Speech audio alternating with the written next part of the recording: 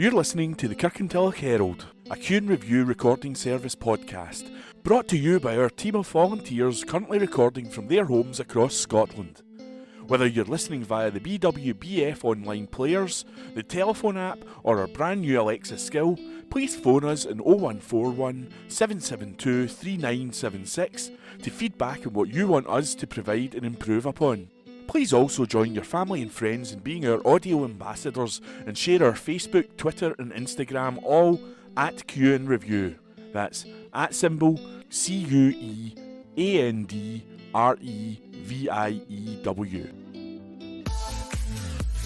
This edition of the Kirkintilloch and Bishopbriggs Herald, date Wednesday, the 17th of August 2022.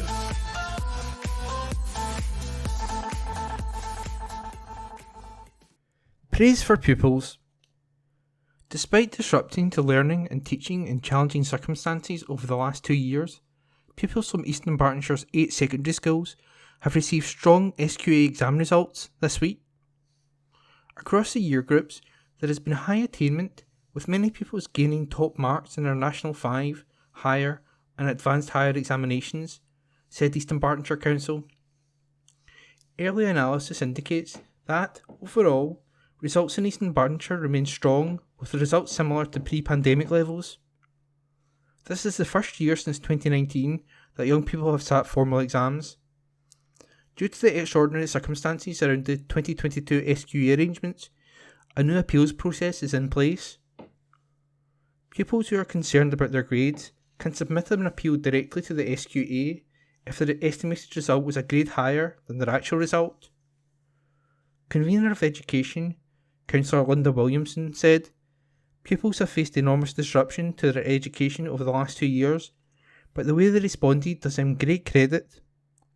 Once again, these young people have shown remarkable resilience as they work to stay focused. I want to recognise and applaud their efforts, as well as paying tribute to all school staff who have given unwavering support to pupils and worked tirelessly during these unique and challenging times." This week in history. August 17, 1939, the film The Wizard of Oz, starring Judy Garland, opened in New York. On this day last year, the Duke of Sussex encouraged veterans to offer support for one another in the wake of the Taliban resurgence in Afghanistan. August 18, 1971, 28-year-old disabled Eamon McDevitt was shot dead by the army in Strabane, Northern Ireland. August 19, 1953, England, under Captain Len Hutton, won the Ashes for the first time since the controversial Bodyline Tour of 1932-33. On this day last year, UK dairy farms were monitoring cow health with Fitbit-like collars and trialling poo power to fill milk tankers in an effort to cut the climate impact, a report said. August 20, 1956, Calder Hall, in Cumbria, the world's first large-scale atomic power station, began generating. On this day last year, a blue plaque was unveiled for historian and broadcaster Sir Kenneth Clark. August 21, 1940, Leon Trotsky, exiled Bolshevik leader, died after being struck by several blows in the head with an ice pick wielded by Raman Makadar, an agent for Stalin. August 22nd, 1933, BBC TV televised a boxing match for the first time. Castle on sale for £2 million. When your home is your castle, a 16th century stronghold on the edge of Bardowie Loch is on sale for a cool £2.25 million. Bardowie Castle is an A-listed building set amidst majestic grounds of 7 acres, including loch frontage of Bardowie Loch. The iconic property has been modernised and comes with a private jetty and boathouse. It is steeped in history with links to Rob Roy McGregor and contains Scotland's oldest original stone keep, dating from the mid-16th century. It was also the refuge of Hollywood actor Chris Pine, who rented the castle out for £20,000 a month during filming of a Netflix production about Robert the Bruce, in which he had the starring role. The sellers are Clyde Property, who describe it on their website as a once-in-a-generation opportunity to purchase this magnificent family home, meticulously restored and refurbished both internally and externally, and affords spectacular panoramic views across the expansive gardens and private jetty to the loch itself. The grounds include extensive lawned areas, a tennis court and a walled garden. A stone staircase leads to the Great Hall in the original castle keep, which was built in 1566. Additions were made to the building throughout the 17th and 18th centuries. The castle also has two self-contained two-bedroom apartments, both with interconnecting door to the main property. The main house comprises reception hall, WC, drawing room, dining kitchen, garden room, snug, games room, utility, 6 bedrooms, all with ensuite and several dressing rooms. Clyde Property says the west wing could be utilised as a self-contained apartment comprising of a fully fitted gymnasium or potential double bedroom. There is a lounge open to kitchenette and a modern refitted shower room. Self-contained apartment accessed via an entrance vestibule in the lounge, open to dining area, kitchen, 2 bedrooms, both with ensuite and storage space. In summary, Clyde Property described it as a once-in-a-generation opportunity to acquire one of Scotland's most iconic homes. Visit www.clydeproperty.co.uk/property. Read by Alan Todd. Funding boost, as recorded by Hunter MacDonald. A funding boost could be on the menu for local groups and innovative projects. The Eastern Bartonshire Community Grant Scheme has £50,000 available to be distributed among organisations as part of its latest round. One of the successful applicants in 2020 to 21 was New Roots Gardening Club, which secured £1,500 for a project involving community growing spaces. That helps support professional tutoring, volunteering and start-up costs for developing disused garden spaces in Auchinleck and Mulgai. Some 22 members of the autistic community benefited. Groups can apply for up to £3,000 per year. The deadline for this latest round of funding is Friday the 2nd of September at 5 p.m. Visit www.east-dumbarton.gov.uk/community-grants-scheme. Age Scotland and volunteer play. Age Scotland is calling for volunteers in East Dumbartonshire to join their friendship and helpline teams and help make a difference to the lives of older people. The charity currently has a wide variety of exciting volunteering roles available to people across the west of Scotland. These include assisting the charity's national helpline.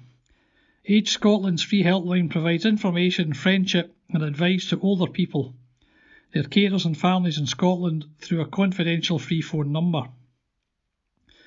As a helpline support volunteer, you'd be helping collect feedback on the effectiveness of the service and where there is any room for improvement.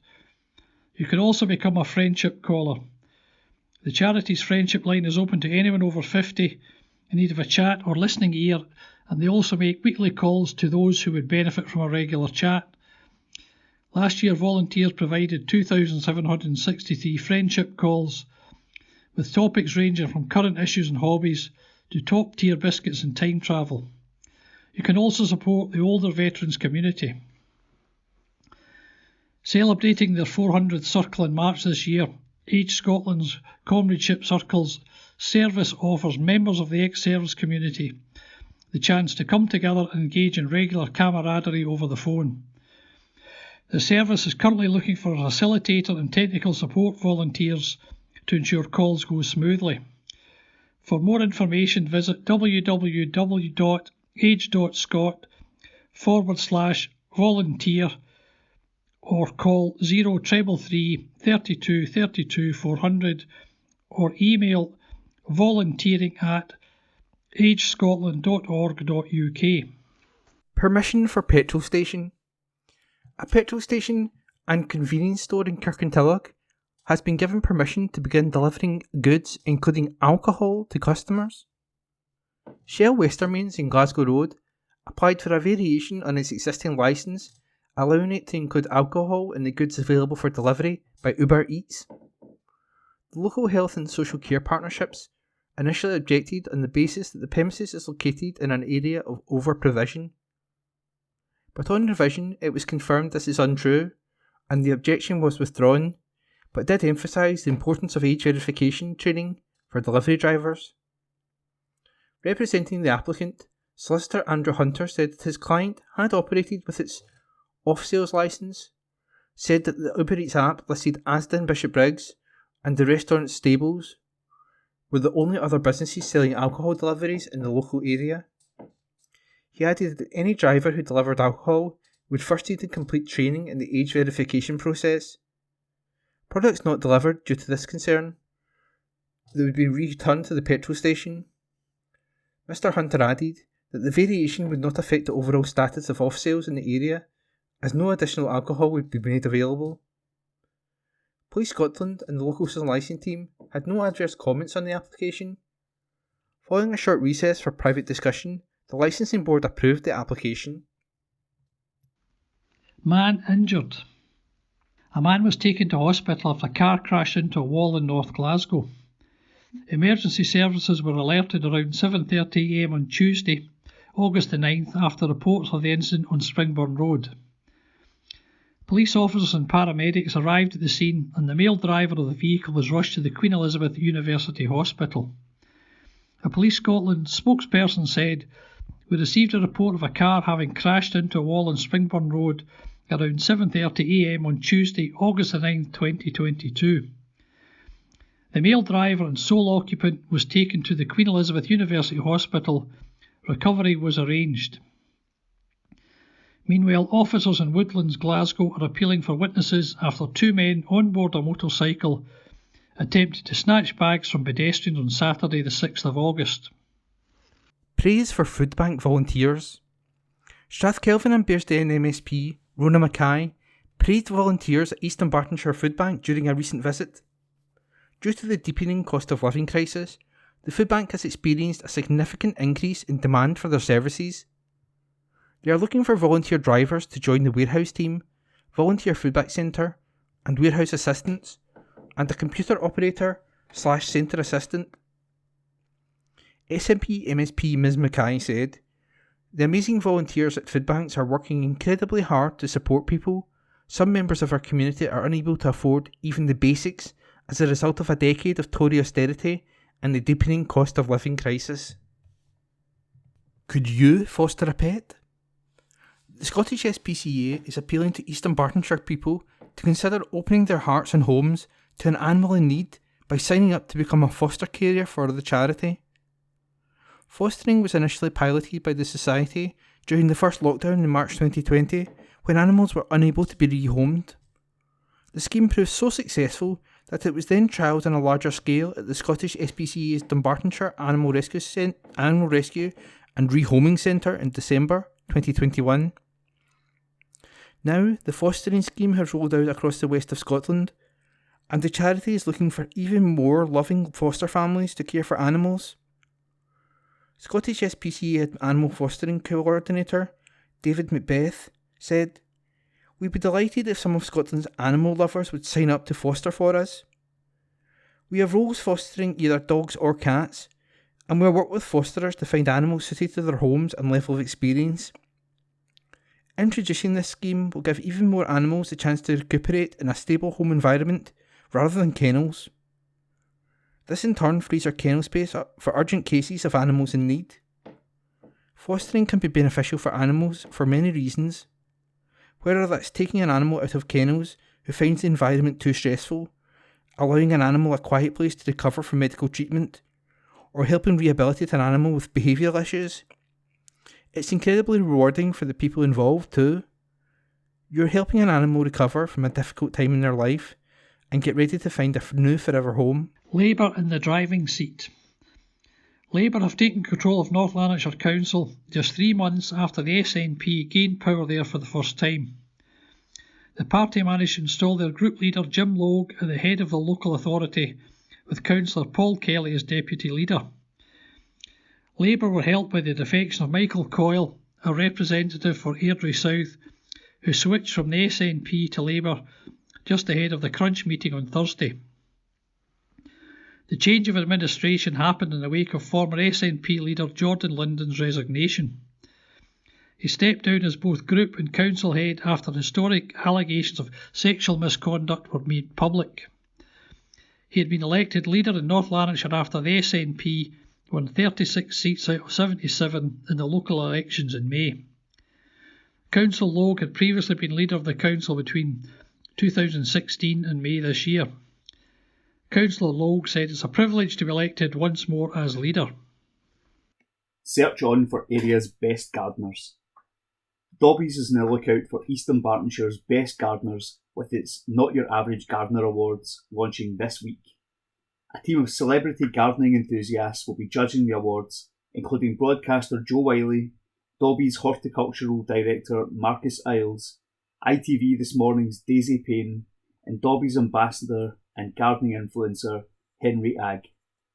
The 4 best gardeners, all with a passion for planting in their own unique way, will win £5,000 worth of prizes and a virtual consultation with Marcus Isles on how best to maximise their space. Sustainability is at the core of the awards, and Dobbies Mulgai store is searching for those who support local wildlife, better the environment, and use sustainable gardening techniques to enter. The garden store's team members will be on hand to offer the winners advice on how to spend their prize and bring their space to life. There are 4 categories: Most Sustainable Gardener, Best Mini Garden Makeover, Best Houseplant Parent, and Best Young Gardener under 16 years. Joe Wiley is delighted to be on the panel and said, "Gardening is a huge passion of mine and I would encourage anyone to try it as a hobby. Being out in your green space, no matter the size, is a great chance to take a moment for your own well-being. I'm really excited to be on Dobbies' judging panel this year. Whether a houseplant enthusiast, a keen gardener growing fruit and vegetables on an apartment balcony, a child discovering ways to make their own green space bloom, or gardening newbie creating plant borders. I'm excited to hear how people are giving gardening a go no matter their space or experience." Dobbies Horticultural Director Marcus Isles adds, "We've seen a positive increase in gardening over the past year, with customers across Mulgai looking to try something new in their green space. At Dobbies, we're always on the lookout for passionate gardeners, and our Not Your Average Gardener Awards are a great opportunity to shine a light on talent across Britain. Deadline for submissions is 26th August. For more information and to submit an entry, visit www.dobbies.com/not-your-average-gardener-awards. Youth Initiative. An MSP is encouraging more people across the area to sign up for an initiative that connects young people with workplace opportunities. More than 16,000 young people across Scotland have been offered workplace opportunities through the Young Persons Guarantee. Over 600 employers have signed up to the initiative, which aims to connect 16 to 24-year-olds with an apprenticeship, work experience, volunteering, internships, enterprise opportunities and mentoring. SNP MSP Evelyn Tweedy said some £45 million is being invested in this initiative in 2022 to 23 as part of the ongoing commitment to supporting young people in Scotland. I encourage employers to take a look online at the opportunities it offers. To find out more, visit https://youngpersonsguarantee.scot. Lindsay Aldi approved. Report by Neil McGrory. Supermarket chain Aldi has received planning permission to build a new store in Lindsay. Acting in line with recommendations from planning officers, councillors granted conditional approval for the new outlet to be constructed on a site adjacent to Initiative Road. Currently, this site is mostly vacant, but encompasses part of Woodley Industrial Estate. Eastern Bartonshire Council received 44 representations in connection to the proposals, including 12 objections and 28 expressions of support, including some from Waterside and Lindsay community councils. An assessment of what the new store would mean to the local economy highlighted the creation of jobs, but noted that this could bring a footfall reduction to Kirkintilloch town centre. The report presented to councillors recommended a number of measures to offset any detrimental effects of the supermarket's presence, including improvements to access routes to reduce dependency on cars, financial contributions towards the town centre, and providing accommodation for other businesses to improve synergy with the town centre. The conclusion of the report states, the proposed development of a Class 1 retail food store with associated car parking, access, landscaping and other works is considered to comply with the adopted local development plan. It pertains to design, residential amenity, landscaping, biodiversity, sustainability, sustainable transport and flooding and drainage. It is acknowledged that the proposed development is in contrary to some elements of the LDP. Consequently, careful consideration has been given to all material matters related to the proposed development. As detailed within this report, it is recommended that the proposed development be granted. This is due to the significant weight which should be given to other material considerations, primarily the opportunity to stimulate investment and growth in the wider Kirkintilloch Business Gateway site, through the development of a strategic site and delivery of significant improvements to pedestrian connectivity, as well as the delivery of significant community benefits through developer contributions.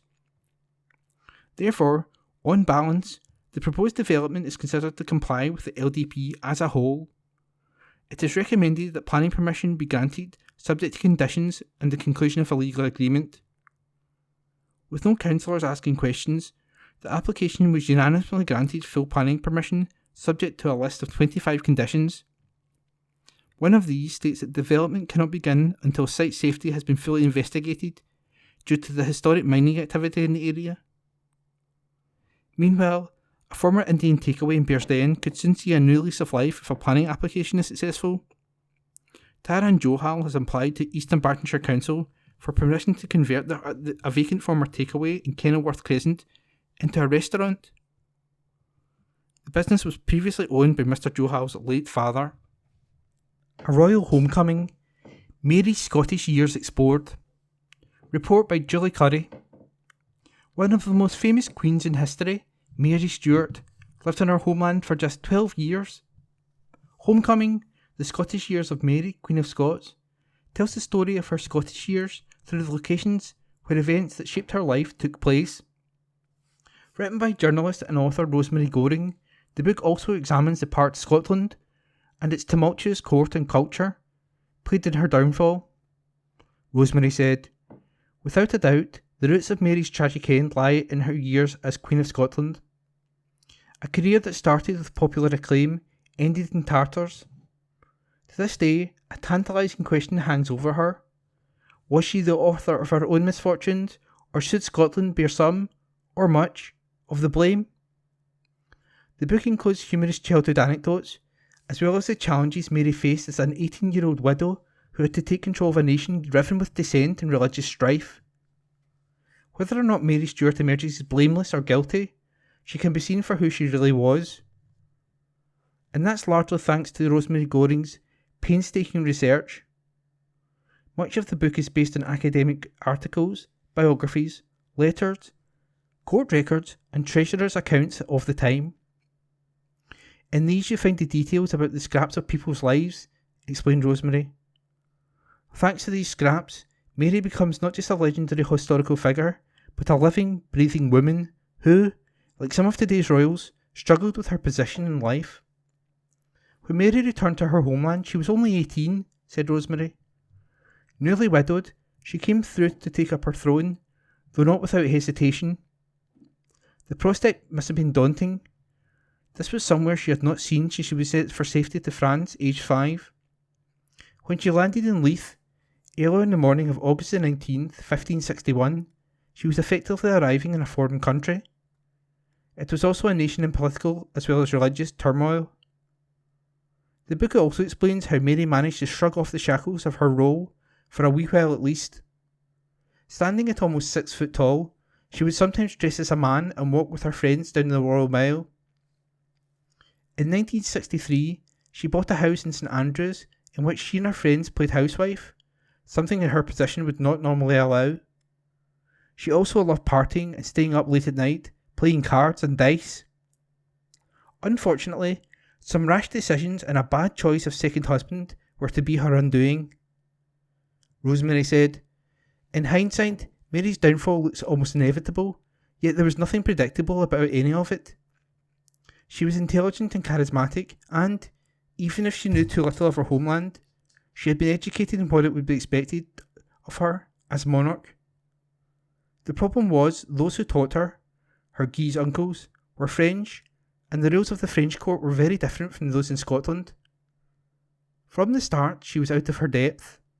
On balance, the disastrous events of her time on the throne can be traced back to the poor decisions she made, including those allies she chose to blindly trust. Had she been brought up in Scotland, she might have known enough of how its people thought to stay a step ahead. As it was, she was always one behind. Facing down men who had brought about a revolution required equal, if not greater, strength, and this she did not possess. Mary's homecoming was the definition of tragedy. Her initial popularity drained away as she made one bad decision after another. These miscalculations eventually led her to forced abdication and her flight into England to seek her cousin Elizabeth I's help, and we all know how that fateful decision played out. As well as telling the story of Mary's Scottish years, Homecoming also served to shed new light on locations she visited. Her birthplace in Linlithgow Palace is the apt opener, evoking a lithogy of a very different era, but still recognisable to those who live in the town today. We're taking a tour of other iconic locations, from Huntly Castle in Aberdeenshire, down through Fife, and our capital city to the Borders, where many of the events in Homecoming took place. It is also where the book's author, Rosemary, now lives with her husband, fellow journalist and publisher, Alan Taylor. Homecoming, The Scottish Years of Mary, Queen of Scots, is published by Berlin. Priced £22, it can be purchased online. Rosemary Goring worked for the publisher W&R Chambers before becoming the literary editor of Scotland on Sunday, then literary editor and columnist for the Herald and Sunday Herald. The author of 2 historical novels, After Flodden and The Dacre's War, she is also the editor of Scotland, the autobiography, and Scotland, Her Story, the nation's history by the woman who lived it. Alcohol deaths are increasing across Scotland. Report by Julie Curry. In 2021, 1,245 people died from conditions caused by alcohol in Scotland, according to the latest figures published by National Records of Scotland. The number of deaths is 5%, 55, higher than 2020, and is the highest number of deaths since 2008. More detailed analysis shows the rate of mortality from alcohol-specific causes was 22.3 deaths per 100,000 people in 2021. Whilst this is higher than the 21.5 deaths per 100,000 in 2020, it is not a statistically significant increase and remains below the peak rate of deaths from alcohol in 2006. Of those who died from alcohol-specific causes, 2/3 were male. The average age of deaths from those who died from these causes was 58.7 years for females and 59.7 years for males. Julie Ramsey, Vital Events statistician at INRS, said, "Health inequalities are a feature of alcohol-specific deaths. Deaths attributed to alcohol were 5.6 times as likely in the most deprived areas of Scotland compared to the least deprived areas. This is more than the deprivation gap for all causes of death, which is 1.9. 2/3 of those who died last year were male. In the past 5 years, after adjusting for age, the rate of mortality from alcohol-specific deaths was higher than the Scottish average in Greater Glasgow and Clyde and the Lanarkshire Health Board areas. Rates were also high in the Western Isles Health Board, but the difference with Scotland as a whole was not statistically significant." Alison Douglas, Chief Executive of Alcohol Focus Scotland, said the high number of deaths from alcohol was devastating and each one left behind family and friends suffering their loss. She added, "These impacts are experienced unequally, with many more people dying in our poorest communities. We seem to almost accept this toll as inevitable, but we should not. Each death can be prevented." Alison is calling for the minimum unit price of alcohol to be raised from 50p to 65p in an effort to change attitudes to drink. She also called for an emergency response in the same scale as the efforts to tackle the drugs death crisis. Men's Shed Awards. This year, Scottish Men's Shed of the Year Awards are now open to applications delivered by the Scottish Men's Shed Association, SMSA. The awards recognise the contribution that men's sheds make and raise awareness of their huge impact in society. Jason Schroeder, SMSA's Chief Executive Officer, said, "The awards, now in their 4th year, celebrate and showcase this life-changing work being carried out in men's sheds across Scotland. The Scottish Men's Sheds movement began back in 2009, and today there are now over 200 sheds and developing groups voluntarily engaging over 10,000 plus men aged 18 and over across the nation." Last year's winner was West Hill and District's Men's Shed, the first shed in Scotland. It opened in 2013. Applications are open until midnight on Sunday, September 18th at www.scottishmsa.org.uk/SMOSOTY awards. Future-proofing drive to net zero in Scotland. Report by Julie Curry. The Scottish Government will legislate to ensure developers provide electric vehicle (EV) charge points in the construction of new residential and non-residential buildings. The policy proposals have been published as part of a summary of responses to the consultation, Scottish Building Regulations, proposed changes to energy standards, including ventilation, overheating and electric vehicle charging provision. The proposals aim to support and encourage the growing uptake of electric vehicles by ensuring that all new homes, including flats with a dedicated car parking space, are built with electric charge points, making charging easier, cheaper and more convenient for drivers. Regulations will mean new residential buildings with a parking space have at least one EV charge point with a minimum 7 kilowatt rating. For new non-residential buildings with more than 10 parking spaces, 1 in every 10 will be expected to provide an EV charge point socket with a minimum 7 kilowatt rating. There are also requirements for residential and non-residential buildings undergoing major renovations to provide charge points.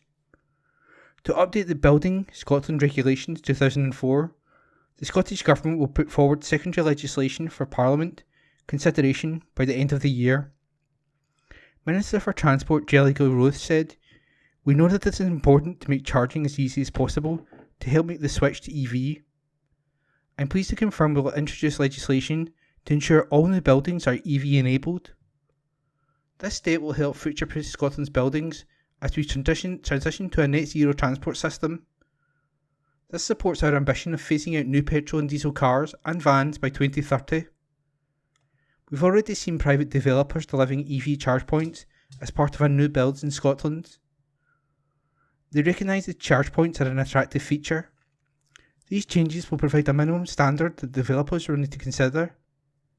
We also know many households don't have access to dedicated parking spaces.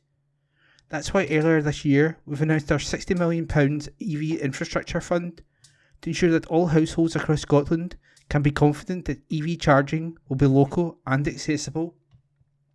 Flight Path Fund support to help local parents.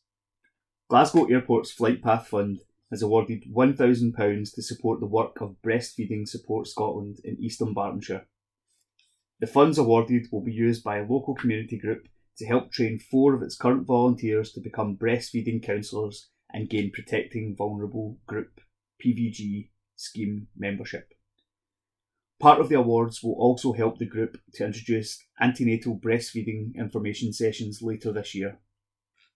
Councillor Callum Smith, who represents East Dunbartonshire Council on the Flight Path Fund, said, "Being able to access a group such as this, where parents can meet, share their experiences and receive support in navigating the early challenges that breastfeeding can bring, is invaluable, particularly for new mums and dads."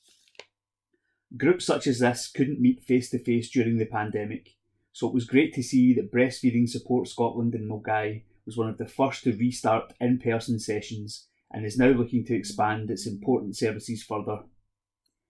Breastfeeding Support Scotland runs a weekly support group in Milngavie's library each Monday for up to 30 local parents and their children. The group allows parents to meet, chat and get advice for any issues they are experiencing regarding nursing their children. It is completely free for families to attend and is staffed and organised by volunteers, with a minimum of 2 present at each session. Gillian Kelly from Breastfeeding Support Scotland said, "We are so grateful to the Flight Path Fund for helping us to expand the group further. With this support, we have been able to train additional peer supporters, offer further development to our existing volunteers, and start a lending library for our parents and attendees. The funding has allowed us to put plans in place for a course specifically designed for expectant parents to help prepare for the early days and weeks of breastfeeding. Whether parents attend with a tiny baby and specific issues, or come back week after week for friendship and solidarity, the importance of being able to offer skilled face-to-face feeding support cannot be underestimated." Opinion. Let's talk. The Kirkintilloch and Bishopbriggs Herald letters page. Our televised football deserves a far better cash deal. Sir, while it has been a bad start for Scottish football teams in Europe, our league is not as rubbish as some make out. Our UEFA club coefficiency is currently 9th out of 55 European nations, and attendances per head of population remain the highest in Europe. Thanks to Champions League money, most other leading countries are also totally dominated by the same 1 to 3 clubs. Norway in 17th spot, which has no clubs with the international profile of Celtic and Rangers, managed to attract £65 million a year in TV rights, which is more than double what Scotland gets from Sky. If broadcasting was devolved, or in an independent country, the TV companies would have to up their game. On average, Scottish League matches on TV attract higher viewing figures than the English Championship, which receives £119 million a year. Therefore, it is ludicrous that Neil Doncaster, on behalf of the SPFL, is reportedly negotiating an even worse £30 million deal some 3 years before the existing deal expires. It is also a nonsense that clubs are not allowed to stream all matches to their supporters and opposition fans, while not clashing with live TV. Neil Doncaster needs to call on Mick Lynch to teach him how to negotiate a better deal for his members. Yours, etc., Fraser Grant, by email. Canals from Scotland could end England's water woes. Sir, some of us recall the drought and heatwave of summer 1976, which lasted for 2 whole months. It puts the present situation in England and Wales into perspective. Let's start with the fact Lost Ness contains more fresh water than in the whole of England. Scotland has 31,000 freshwater lochs, and most are unused. With climate change, Scotland will become a much warmer and wetter country. Even if England builds reservoirs, treatment plants, reduces leakages and families cut back, they face a nightmare. In 1976, the idea, first mooted in 1942, was raised of transporting water through a series of canals to England. In 2018, both Boris Johnson and Alex Salmond supported it. The idea was endorsed by the world-renowned Professor Roger Falconer at Cardiff University, famed for his interviews on global water security. It received support too from the Environment Agency. Admittedly, there were logistical problems, but ICOM, one of the biggest engineering design firms in the world, said it was feasible.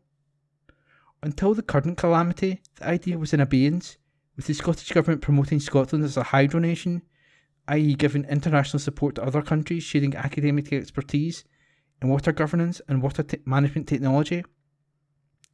Given England's H2O woes, Scotland's water is now poised to be a new Scotland's oil. It would be considerably cheaper than HS2. Yours, etc., John V. Lloyd. Address supplied. Crisis point before action. Sir, key workers not involved in the NHS have been pretty much ignored by both governments during the pandemic. So is possible industrial action by Royal Mail delivery staff, council staff, BT staff, and railway workers really a surprise to our politicians? Why do we wait until crisis point in this country before having a summit on what to do about the crisis? Adult social care staff and supermarket workers have been low paid for years, and only now after the pandemic are we thinking of doing something about it. Why? When I was 16 in 1988, we had first past the post elections, an unelected House of Lords, 16-year-olds could not vote in a general election, and women Prime Minister at the head of a right-wing Tory government. So, 2022 is pretty much the same with regard to Westminster politics as 1988, is it not? We have recently had one former Foreign Secretary as Prime Minister, and he has, in my opinion, been a bit of a disaster as a leader. What makes us think another will be any better? With a new PM just before my 50th birthday, do you think we might have politicians working together and foreseeing things before they become a crisis, and managing to reform the Union rather than breaking it apart? Was Brexit not disastrous enough for everyone apart from the ERG group? Yours, etc., Peter Ovenstone. Address supplied. Reader's Charter. This newspaper is built on a tradition of accuracy and fairness, giving you the information you need to understand our world, holding power to account, and exposing injustice. Our trusted brand means we're the only place where you can read and participate in honest debates. We are committed to giving a voice to those who struggle to be heard, as well as those whose profession is crafting an argument. Our Reader's Charter spells out our commitment to you. You can read the Charter online at kirkintilloch@jnscotland.co.uk. £1.5 million fund to continue Ian's work. Report by Julie Curry. The £1.5 million Ian Finlay Path Fund is now open for applications, and groups across Scotland are being encouraged to apply. The fund, managed by Scotland's walking charity Paths for All, will enable more people to walk, wheel or cycle for their everyday journeys to improve air quality, reduce CO2 emissions, and improve physical health and mental well-being. The fund will support path management projects that improve the accessibility and resilience of existing paths between homes, community services, active travel routes, and public transport facilities or connections. Community groups, third sector organisations, and charities seeking to improve the accessibility of their local path networks are eligible to apply for between £10,000 and £100,000. Activities supported could include the removal of barriers, steps, ramps or vegetation, linking community destinations by filling in path connectivity gaps, tackling flooded sections of paths to increase climate change resilience, adding lighting to make paths safer, especially at night or in winter, improving sightlines, and upgrading the desire lines. These are all measures that make paths across Scotland more attractive and enjoyable to use by people of all ages and abilities. Rona Gibb, Paths for All Senior Manager, is encouraging community organisations to make an expression of interest application. She said, "I would encourage community groups, development trusts and charities to think about the paths in their communities that people use for everyday short journeys that need improving to apply to our new Ian Finlay Path Fund. Communities know the muddy tracks, potholed steps or chicanes that are stopping people from easily walking, wheeling or cycling for their short journeys. If you know of paths that need to be made accessible for people using wheelchairs, walking aids or adaptive cycles, then get in touch. Scotland needs more attractive paths to make short journeys easy and enjoyable. We want local paths to be part of the way people travel." The £1.5 million Ian Finlay Path Fund was first announced in March as part of the Cooperation Agreement. The Scottish Government is investing a record sum of £150 million for active travel in 2022-23 and has committed to investing at least £320 million, or 10% of the transport budget, for active travel by 2024-25. Patrick Harvey, Minister for Zero Carbon Buildings, Active Travel and Tenants' Rights, officially opened the fund. He said, "The investments made by this fund will mean better infrastructures for walking, making it easier for more people to walk more often for those everyday journeys, and supporting our ambition to build an active nation. The fund is a fitting tribute to Ian Finlay's work as a lifelong champion for walking and continues his mission during his time as Chief Officer at Paths for All. I'd encourage community groups, development trusts, charities and housing associations looking to improve their existing local paths to get in touch. To find out more, visit www.pathsforall.org.uk/Ian-Finlay-Path-Fund. And that was a report by Julie Curry. Consider college following results. A Scottish Government minister is urging tens of thousands of school leavers to consider college as a first choice destination. Jamie Hepburn, Minister for Higher Education and Further Education, Youth Employment and Training, made the call as thousands of Scottish pupils digested their SQA exam results last week. He said, Scotland's colleges offer incredible opportunities for young people looking to acquire the new skills needed for today's workforce. Other students might be looking to improve their results and then move on to a higher level of study in college or on to university. Colleges across the country also offer outstanding training for an increasing number of apprentices. Scotland's colleges provide world-class learning for everyone, and I hope every school leaver considers them as a first-choice destination. Shona Struthers, Colleges Scotland Chief Executive, added, This can be both an exciting and daunting period for young people, and the impact of the pandemic has been likely felt by hundreds of thousands of teenagers. For some, the key will be acquiring skills for a job that brings them future fulfilment and financial security. For others, it's about improving on those school results to allow a move into higher levels of study. And for others, it's important to start earning while acquiring the competencies required within the modern workplace. Scotland's 26 colleges can deliver answers for all of those young people within their local communities. The skills provided ensure college graduates have the fit-for-purpose competencies employers demand. Alexa helps RNIB develop talking books. Any title from the vast talking books library run by national sight loss charity RNIB can now be accessed with a simple command to Alexa, the virtual assistant device produced by Amazon. Users simply speak to a command and Alexa searches online and plays whatever is requested, be it an audiobook, music track or podcast, from source. RNIB has worked with Amazon to launch the RNIB Talking Books skill, which is equivalent to an app.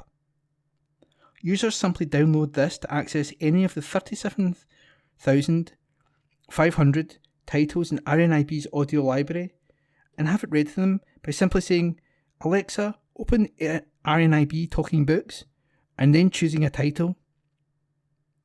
The Royal National Institute of Blind People, RNIB, has long adapted emerging technology to the needs of those with sight loss.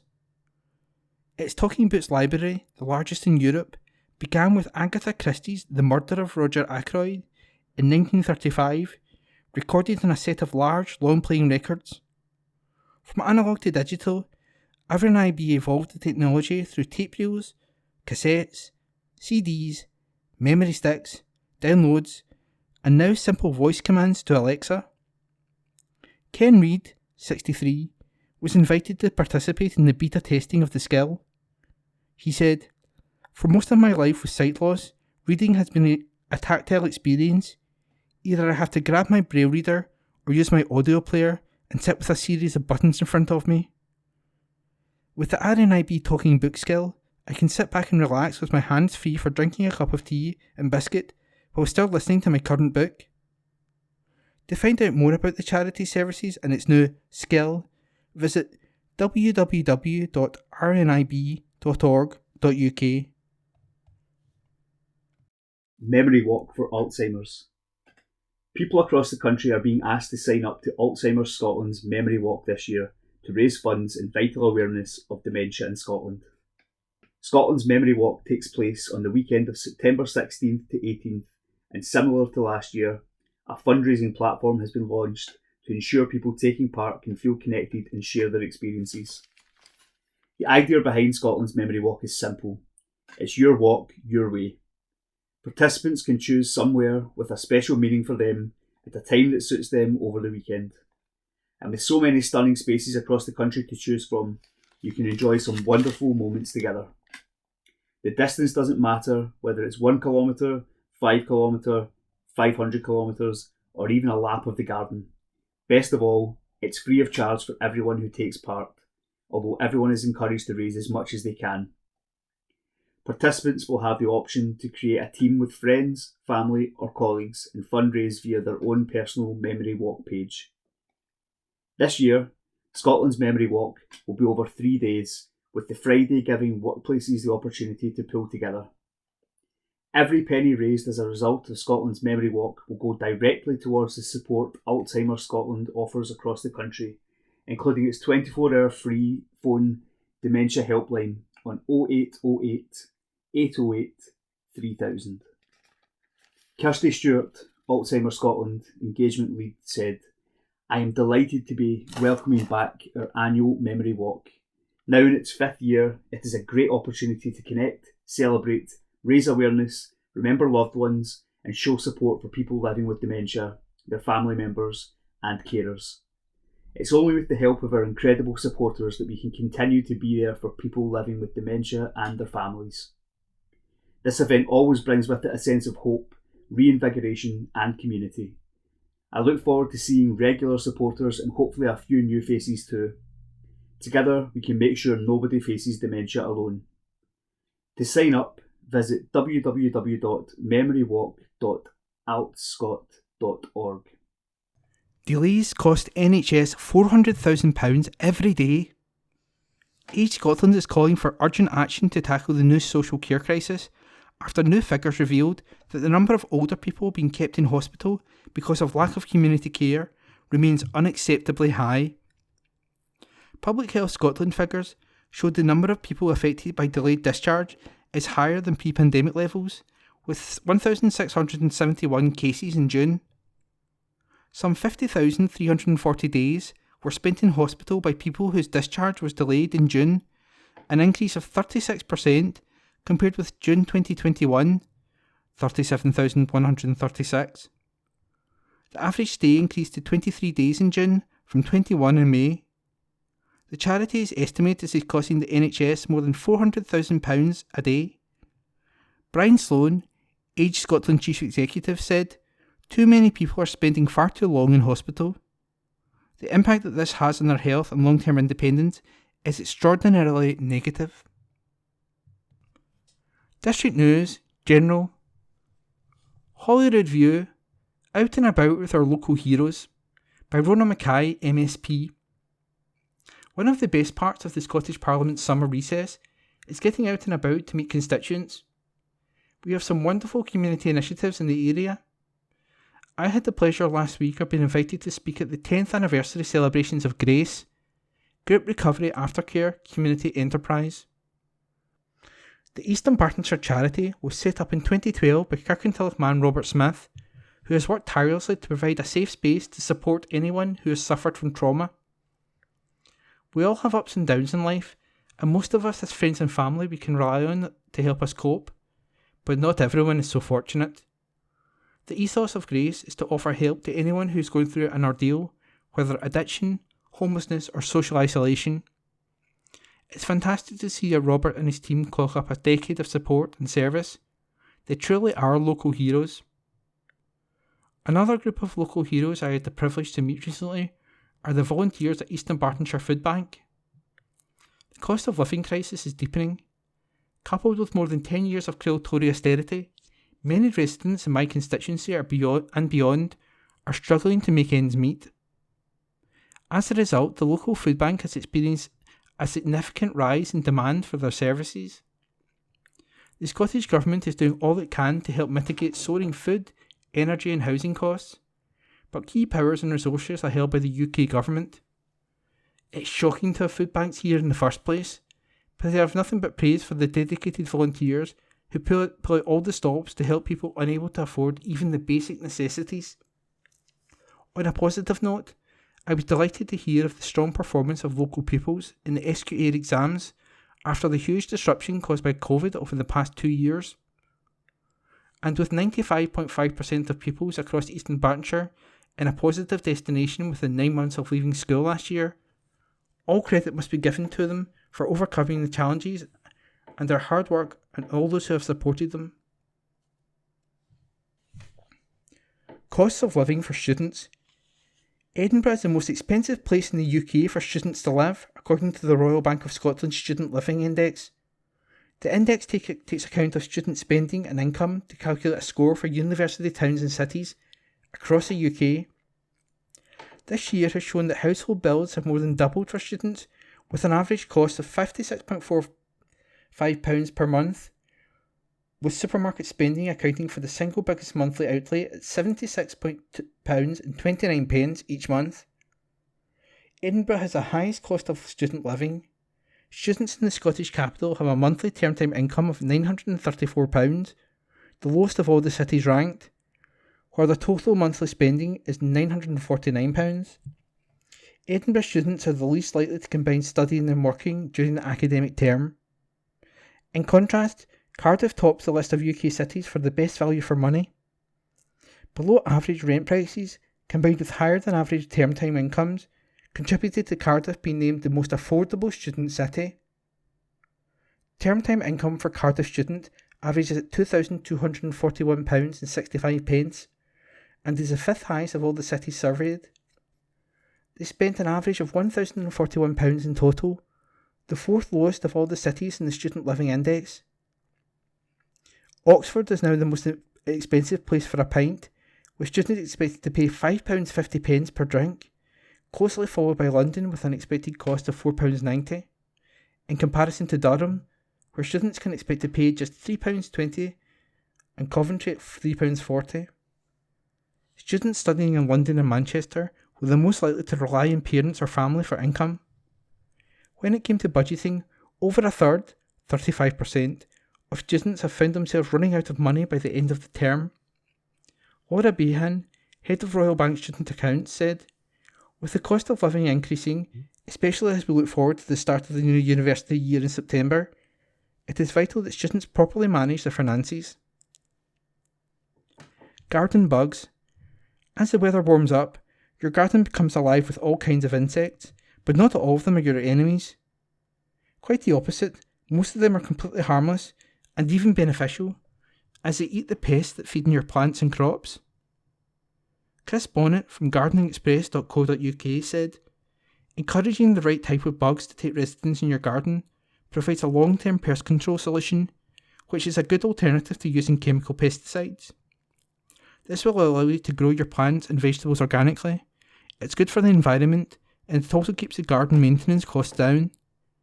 Here are some of the bugs you should welcome in your garden. Ladybirds. Despite their colourful look and sweet name, ladybirds are predatory insects who like to feast on pests. They devour about 50 aphids per day. These little bugs with a big appetite are one of the best options for natural pest control. Green lacewings.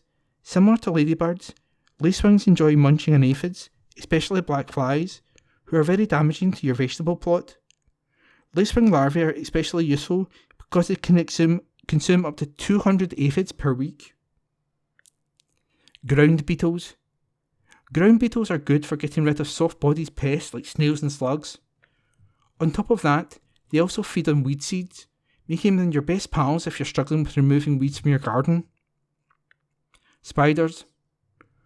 Although many people get uncomfortable with the idea of welcoming spiders into their living spaces, these little creatures are actually very beneficial in your garden.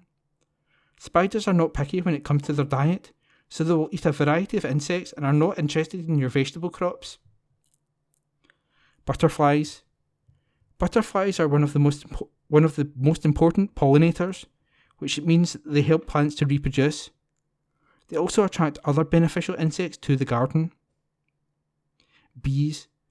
Like butterflies, bees play a vital part in the pollination process, which is critical for increasing your harvest. The vast majority of plants we need for food rely on pollination, especially by bees. Hoverflies. Hoverflies act as both pollinators and pest controllers, making them extremely useful to have in your garden. In their larval stages, they ferociously consume aphids, thrips, scale insects and eggs, and when they reach to an adult stage, they feed off pollen and nectar. Thank you for filling up. Scottish Water has said thank you to customers across the country after it confirmed that Scotland's growing network of public water top-up taps has saved the equivalent of more than 2 million single-use plastic bottles as a result of people quenching their thirst by refilling. In a major boost to the country's efforts to reduce single-use plastic, the public have tapped into Scotland's water supply to help the planet stay hydrated and save money. The number of equivalent bottles saved has doubled from 1 million in October 2021. The publicly owned company thanked everyone and encouraged people to keep it up. The taps provide free public main supply water and log how much water is used. Sweet Phoebe needs a home. Animal welfare experts are appealing for a home for Phoebe, a sweet 3-year-old lurcher currently staying at Dogs Trust, West Calder.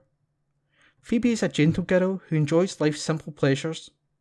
Whether zooming around the garden or snoozing in the sun, she loves being outside. Phoebe looks forward to her daily walks and enjoys exploring in quiet woodland spots. She is a real foodie who loves all kinds of treats. Phoebe is a shy girl, so would benefit from living with a calm family who can help her grow in confidence. She would like her new home to have a garden she can relax in. If you can give Phoebe a home or any of the 50 dogs available for rehoming, please call the centre on 01506 873 459. Family announcements. Deaths. Fulton. Samuel. Following a short illness and, in the heart of his family, with the wonderful care and support of the entire ward team at Ward 52, Glasgow Royal Infirmary, our dad quietly slipped away to the safekeeping of the Lord, aged 92, on Monday, August 8th, 2022.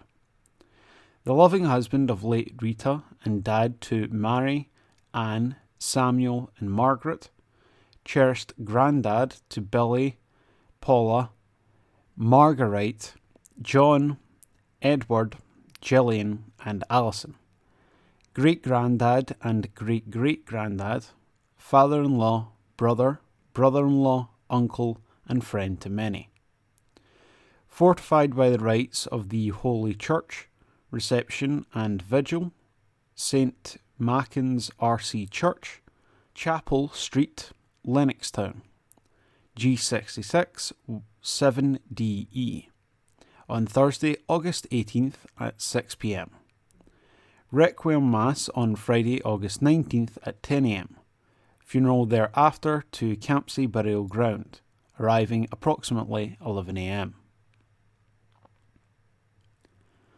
Mick Gill, Doris. August 16th, 1932 to July 30th, 2022. At Forth Valley Royal Hospital, Larbert, Doris passed away in hospital with her daughters by her side after a sudden illness.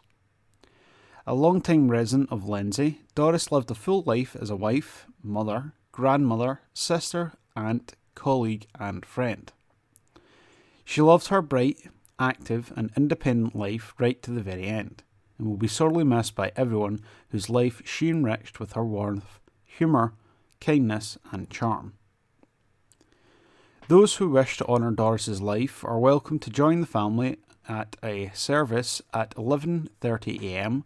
on Thursday, August 25th at St. Saviour's Church, 21 Fountain Road, Bridge of Allen, FK9 4AT. Family flowers only please, and a collection will be taken for the British Heart Foundation and Cancer Research UK. The committal service will follow at the Old Idle Cemetery, Kirkintilloch at 1:30 p.m. Robertson, Ernie. Passed away peacefully at Royal Alexandria Hospital, Paisley, on August 1st, 2022, aged 89. Loving husband to the late Marion, loving dad to Fiona, brother of Rosemary, father-in-law of Jason, and loving granddad to Finn and India. Funeral service at 10 a.m. on August 23rd, 2022, at St. Mary's Church, Kirkintilloch, followed by a burial at Cadder Cemetery, Bishopbriggs. Public notices. Planning notices. East Dunbartonshire Council public notices. The East Dunbartonshire Council, Pollock Drive, Bishopbriggs, temporary closure, Order 2022. On the 16th of August 2022, the Eastern Bartonshire Council made the above-named order under Section 14 (1) of the Road Traffic Regulation Act 1984 as amended, which makes it unlawful for any person to drive or cause or permit to be driven any motor vehicle, with the exception of emergency service vehicles, vehicles engaged in the works, and those vehicles requiring access to properties adjacent to the closed section of road when it is safe and practical to do so on Pollock Drive, Bishopbriggs, between its junctions with Kemmuir Avenue and Brackenbury Avenue, by reason of works being executed on or near this road. This order will operate from 6 a.m. on Sunday the 28th of August 2022 until 6 p.m. on Sunday the 4th of September 2022. Alternative route. Alternative routes for vehicles by way of Brackenbury Road, Brackenbury Avenue, St Mary's Road and Kemmuir Avenue, Bishopbriggs, and these routes will be signposted. Internal diversion routes will also be signposted.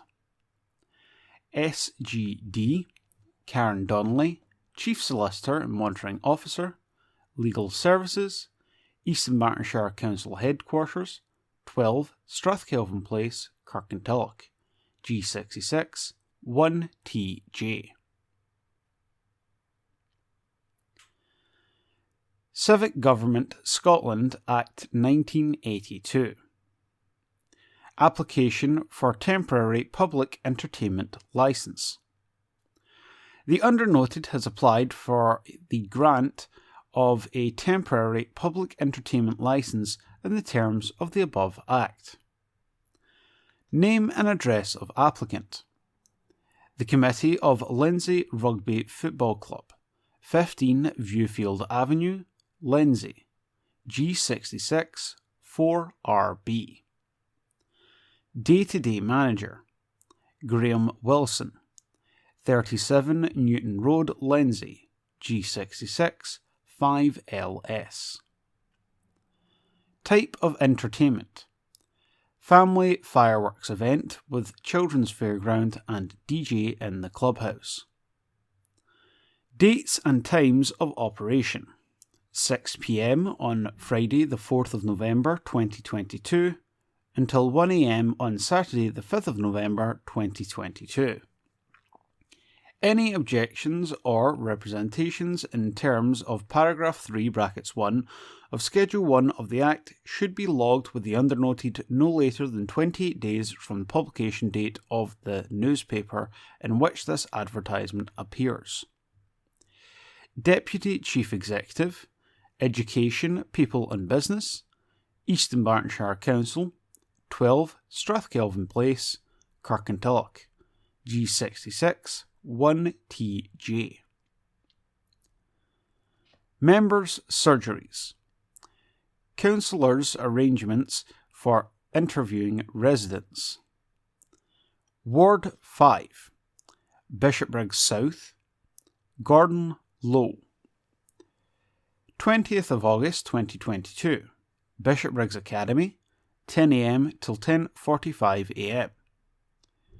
20th of August 2022, Bishopbriggs Library and Community Hub, 11:15 a.m. to 12 noon. 20th of August 2022, Auchinairn CE Centre, 12:30 p.m. till 1:15 p.m. Ward 7, Kirkintilloch East and North and Twecker, Pamela Marshall. 20th of August 2022, Kirkintilloch Hub, Room 1, 10 a.m. until 10:45 a.m.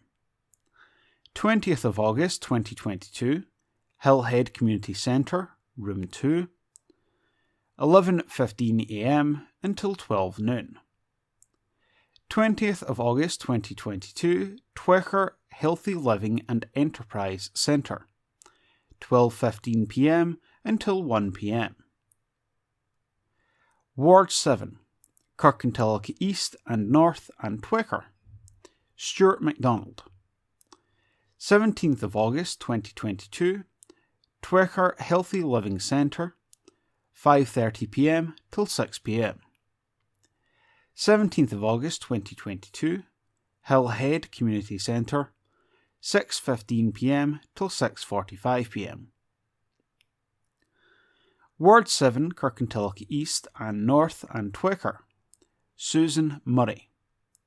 17th of August 2022, Kirkintilloch Hub, Room 1, 6pm until 7:30pm.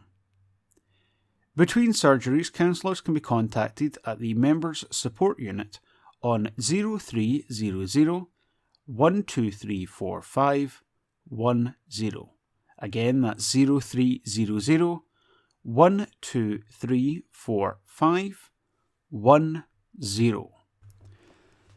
Golf It opens next summer. An article by Brian Yule.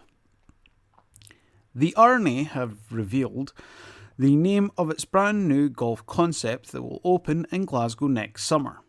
The new community-based golf and entertainment facility, Golf It, will be located on the south bank of Kirkintilloch, following the redevelopment of Latham Hill Golf Course.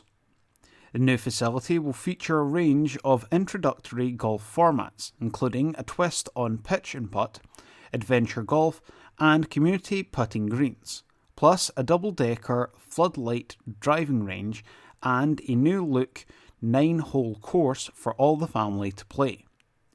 These will sit alongside other attractions and activities such as paddle tennis courts, nature trails, bike hire and street food style dining and drinks area. The development is set to create more than 100 jobs and offer a range of apprenticeships that will boost employment opportunities for those living locally. Martin Slumbers, Chief Executive of the R&A, said Golf It will enable people of all ages, abilities and backgrounds to be part of a community-driven facility that levels the playing field and provides new paths into golf. It marks a significant commitment by the R&A to re-establish the sports roots in the heart of Scotland and take golf into communities that may never have seen it as a viable, family-friendly activity before. In that regard, we want Golf It to be an exemplar format for working hand in hand with the communities it serves. We're excited about getting the facility ready for its opening next summer. Golf It has already won the backing of a range of delivery and community partners, which includes Glasgow City Council, Glasgow Life, Visit Scotland, Heritage Lottery Fund, Golf Foundation, Active Schools Network, GEO Foundation, Toro, Acushnet, Scottish Power and Adidas. The community partner will be St Paul's Youth Forum, a youth project in Provan Mill that aims to provide opportunities for young people across the East End. Young people from the project and local schools have planted a community orchard within the golf course and will be running On Bikes, a youth-focused bike charity which delivers free bike access on site. More information can be found at www.golf-it, that's golf-it.com.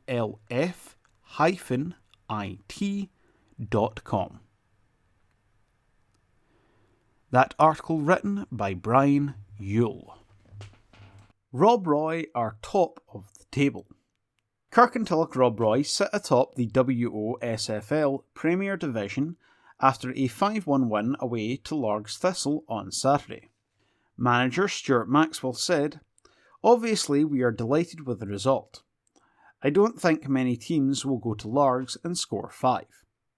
It is a good start, but there is a long way to go."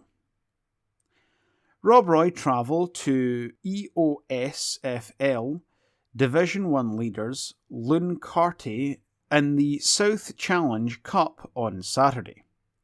Maxwell said, "We've had them watched and by all accounts they are as good as a Premier League side in the West. so we're under no illusions it will be a tough game. Petershill are bottom of the Premier on 0 points, as they went down 3-0 to Beath and will look to get something from the trip to Cumnock on Saturday. In the First Division, Rossville are also still looking for their first point after going down 4-0 away to Neilston, and on Saturday are at home to Cumbernauld United. The Second Division saw Ashfield host Mabel as they played out a 5-5 draw, and travelled to Airdrie on Friday to play Glasgow University. Glasgow Pershore got their first point on the board, in the second with a 2-2 draw as they hosted Greenock and travel to Craigmark on Saturday. In the Fourth Division, Rossville Academy were beaten 2-0 at home to St Peter's and now head to Eglinton on Saturday. In the same division, West Park United made the 8-hour round trip to face Campbelldown pupils, winning, and travel to Camelon on Saturday in the South Challenge Cup. Euro starts to grace the Petershill turf. An article written by Graham Falk and read by myself, Corey. Glasgow City take part in the Women's Champions League this week and will face a number of star players who appeared at Euro 2022. AS Roma are set to travel to Scotland alongside Servette and Paris FC as the first round qualifying stage of the competition takes place at Petershill Park. The two semi-finals kick off tomorrow, Thursday, with Paris and Servette at 1 p.m, followed by City vs Roma at 7:35 p.m. The final and quarter-placed playoff will then take place at Petershill on Sunday. Up to 10 players who featured at the Euros could be in action. Italian internationals Elisa Bartoli and Manuela Giagilano, Elena Linari and Lucia Di Guglielmo will form part of Roma's squad, alongside Norwegian star Sophie Hogg and Austrian vice-captain Karina Wenninger. Servette are likely to field Portugal number 1 Ines Pereira and experienced Swiss midfielder Sandy Medley. However, the biggest names on show will be French stars Clara Matteo and Olia Mata Sarr, the duo featuring heavily in their nation's run to the semi-final, with both expected to line up for Paris FC. Matteo was particularly impressive in Corinne Decree's France side, with the 24-year-old attacker ending the tournament as the fourth highest assist maker. Digital tickets are available on game-by-game basis by visiting www.glasgowcityfc, that's GLACG.co.uk/UEFA-Women's-Champions-League. They cost £12 for adults and £5 for under 16s/over 65s, while Glasgow City season ticket holders receive a 20% discount. Meanwhile, after their opening day demolition of Spartans in the Scottish Women's Premier League 1, things proved much tougher for City as they travelled to Motherwell on Sunday. Indeed, it took until the 97th minute before defender Jenna Clark grabbed the only goal of the game. City won a corner from goalkeeper Lee Gibson's long kick upfield. Hayley Lauder swung in the set piece and Clark was on hand to head in from 6 yards. The next league match sees City host SWPL 1 newcomers Dundee United on Wednesday, August 24th. That article written by Graham Falk. Action at Racewall was abandoned after crash. The action at Coundonbeth Racewall has to abandoned after Charlie Stewart crashed heavily in her ORCI mini-stocks. The emergency services were called to cut Stewart out of her car before she was taken to hospital for x-rays and tests. She's since been released from the hospital and is now at home resting, sore but otherwise okay. A statement by Racewall said, "We wish Charlie a speedy recovery and thank our track and medical team and the security personnel for their professional approach and the emergency services for their assistance. We also thank those at attendance for their patience and understanding of the situation that led to the curtailment of the meeting. We will update on the rescheduling of the postponed events as soon as we can." Prior to the abandonment, Zach Glamour from Kilsyth brought his saloon home in third place in the opening heat, and then fifth in Heat 2. The ORCI stock rods and micro F2s were in action before the ORCI mini strokes took to the track, including Madison Gilmore from Kilsyth and Robbie Scott from Lindsay.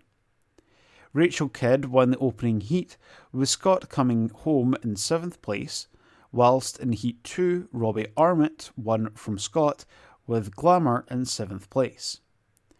On Saturday, the Pro Stock Basic drivers will top the billing racing for their Scottish Championship. The Formula 2 and Saloon drivers will also be on track from 6 p.m. Meanwhile, Liam Rennie from Kilsyth finished 5th at the first of the Formula 2 World Championship semi-finals at Buxton on Sunday. Tigers duo win Piers bronze. Glasgow Tigers took home bronze medals after finishing 3rd in the SGB Championship pairs at Oxford on Friday. Ben Basso and Daniel Hume were second in Group A on 21 points, behind Leicester, with Basso winning all 4 of his races. That means Glasgow faced Group B winners Redcar in the semi-final, and although Basso continued his stunning form, Hume couldn't find a way past either of the opposition duo, as the Bears won 5-4 and moved into the final. Redcar went on to win the meeting 7-2 over pole, but the result was enough to secure 3rd place for the Tigers. Next up, the Tigers travelled to Redcar in the Speedway GB Championship on August 21st, followed by a trip to Plymouth Gladiators 2 days later. Lumsden in final at Fox Hills. Lindsay tennis player Maya Lumsden reached final of the women's doubles at the ITF World Tennis Tour event in Fox Hills. Lumsden and her partner Nikitha Baines beat the duos of Alexandria Osborne and Katrina Stresnakova, Lauren John Baptiste and Elise Robe, and Alexandria Bozovic and Fang Hsen Wu en route to the final. There they went up against fellow British pairing of Freya Christie and Ali Collins, but lost 3-6, 3-6. Lumsden reached the final of the tour event in Nottingham last month, but here could only reach the second round. She defeated another fellow British player, Anna Brogan, before falling to Kyoka Okamura of Japan, who went on to be the runner-up. Thank you for listening to this week's Kirkintilloch Herald podcast, brought to you by Q & Review, print speaking to the blind. If you've any feedback, you're welcome to call us on 0141 772 3976. If you enjoyed this recording, feel free to subscribe to our channel.